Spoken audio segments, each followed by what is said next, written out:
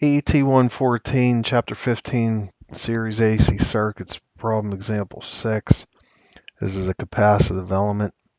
So for this capacitive element, write the voltage in phasor form. So you take this voltage, you take that 60, multiply it, or divide it by the square root of 2 to get your RMS voltage, which ends up equaling 42.43 volts, angle of 60.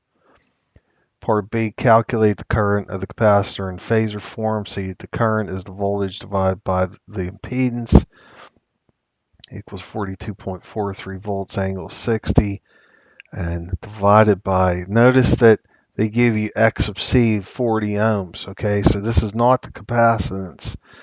When it says 40 ohms, as opposed to this other problem, this says L in 40 millihenries. It was not in ohms. So this is inductance. But if it had said farads here, then you would have to calculate in ohms. But since you already have it in ohms, you're done.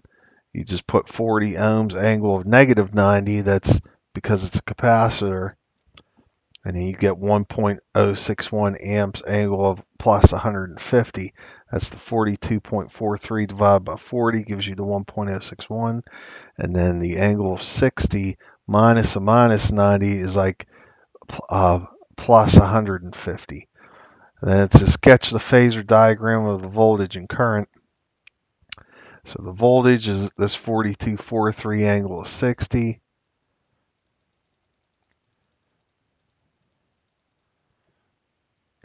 And it looks like this.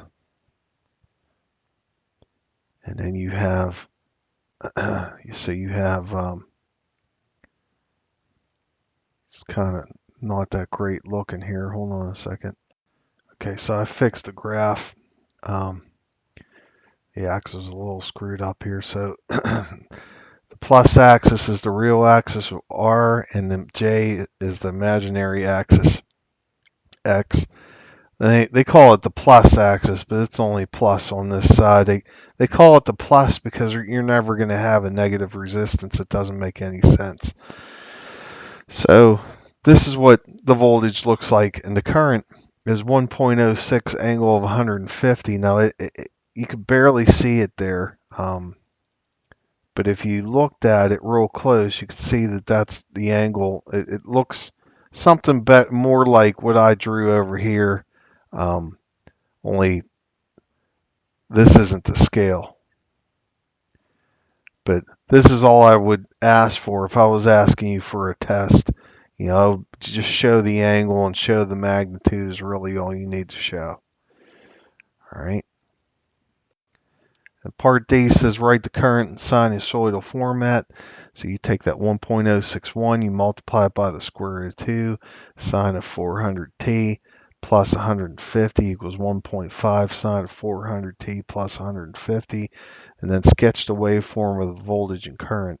So I did that over here again.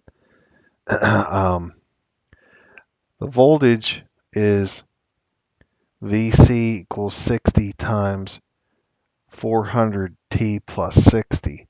So it's phase shifted to the left by 60 degrees. And an I sub C is phase shifted to the left by 150 degrees all the way over here. So again, you're going off of the origin, and if you have a positive number here, you shift this to the left. If you had a negative number here, you would shift it to the right. So since I sub C is greater, this 150 is greater than 60, so the current leads the voltage. So this is a capacitor. Remember ICE, ICE.